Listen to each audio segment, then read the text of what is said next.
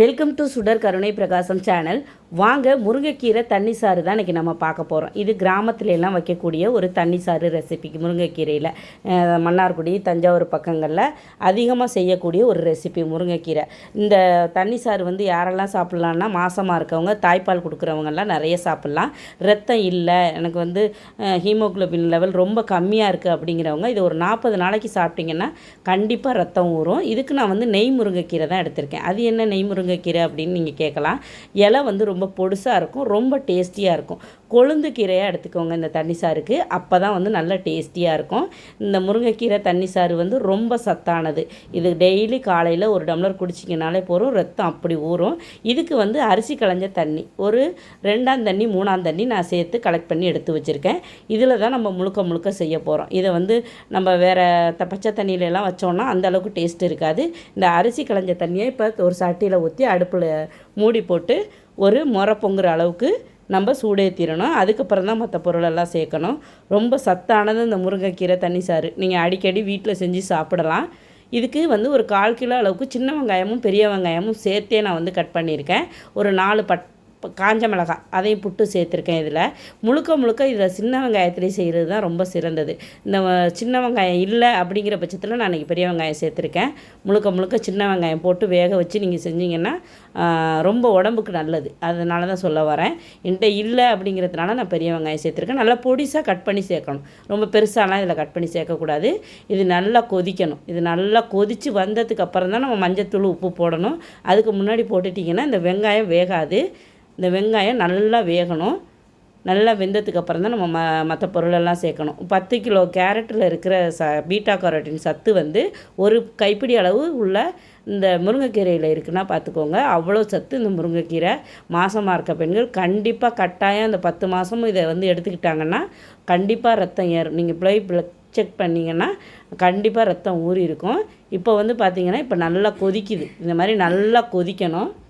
இந்த மாதிரி நல்லா கொதித்து வர்றப்ப தான் ஒரு டீஸ்பூன், சின்ன டீஸ்பூனால் நான் வந்து மஞ்சத்தூள் சேர்க்குறேன். இது வீட்டில் அரைச்ச மஞ்சத்தூள் தான். இதை வந்து நல்லா கொதிக்க விடணும். இந்த மஞ்சத்தூள் ஸ்மெல்லும் போகிற அளவுக்கு நல்லா 10 நிமிஷம் கொதித்ததுக்கப்புறம் அரை மூடி தேங்காவை அரைச்சி சிம்மில் வச்சுட்டு இது நம்ம போடணும்.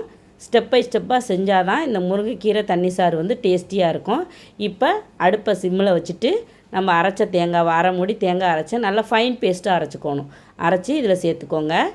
சேர்த்துட்டு முருங்கைக்கீரையும் உடனே சேர்க்கணும். இந்த தேங்காய் போட்டு ஒரு கிளறி விட்டுட்டு உடனே இந்த முருங்கைக்கீரையும் அள்ளி சேர்க்கணும். முருங்கைக்கீரை முழுக்க வேகக்கூடாது.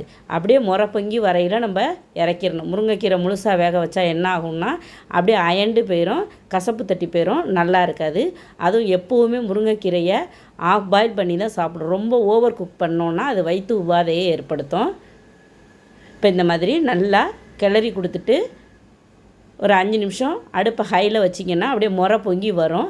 அப்போ டக்குன்னு ஆஃப் பண்ணிடணும். அவ்வளவுதான். இந்த முருங்கைக்கீரை தண்ணி சாறு வந்து ரொம்ப நல்லது. அதாவது வெயிட் லாஸ் பண்ணணும்னு நினச்சிங்கன்னா இந்த முருங்கைக்கீரை தண்ணி சாரை நீங்கள் அடிக்கடி சாப்பிட்லாம்.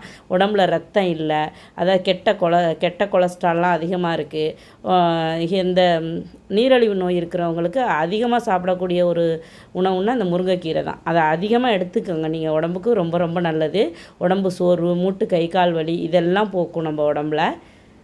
நிறைய பேர் இதை வந்து பொடியாக செஞ்சு மாத்திரையெல்லாம் சாப்பிட்றாங்க. அதெல்லாம் தேவையே கிடையாது. டெய்லி ஒரு கைப்பிடி அளவு முருங்கைக்கீரையை நீங்கள் சாப்பிட்டீங்கன்னாலே, ரசம் வச்சோ இந்த மாதிரி தண்ணி சாறு வச்சோ சாப்பிட்டிங்கன்னா அதுதான் உடம்புக்கு நல்லது.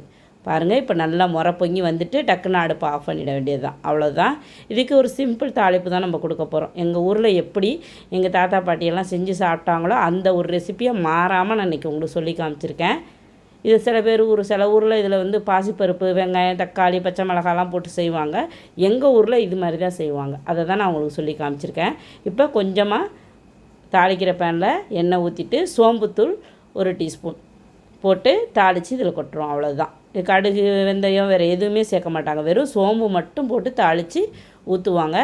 இது அப்படியே அவ்வளோ டேஸ்ட்டாக இருக்கும் பாருங்கள். நல்லா குழைவாக சாதத்தை வடிச்சிட்டு இந்த தண்ணி சாறு, முருங்கைக்கீரை தண்ணி சாறை ஊற்றி சாப்பிட்டிங்கன்னா தின்னுகிட்டே இருக்கலாம். அப்படி அள்ளி சாப்பிட்லாம். அந்த அளவுக்கு டேஸ்ட்டாக இருக்கும். காய்கறியெல்லாம் போட்டு நம்ம என்ன தான் குழம்பு வச்சாலும் இந்த தண்ணி சாருக்குன்னு ஒரு டேஸ்ட் இருக்குது. அது சாப்பிட்டு பார்த்தவங்களுக்கு தெரியும்.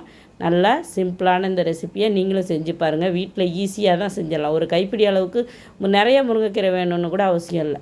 ஒரு கைப்பிடி இருந்தால் போதும். டக்குன்னு அரிசி களைஞ்ச தண்ணியை கொதிக்க வச்சு நீங்கள் செஞ்சு முடிச்சிடலாம். ஈஸியான ஒரு சிம்பிளான ஒரு தண்ணி சாறு ரெசிபி தான். இந்த ரெசிபி உங்களுக்கு பிடிச்சிருந்துச்சுன்னா சுடர் கருணை பிரகாசம் சேனலுக்கு மறக்காமல் சப்ஸ்கிரைப் பண்ணுங்கள், லைக் பண்ணுங்கள், ஷேர் பண்ணுங்கள், கமெண்ட் பண்ணுங்கள். எப்போதும் போல் உங்கள் சப்போர்ட் கொடுத்துட்டே இருங்க. நன்றி, வணக்கம்.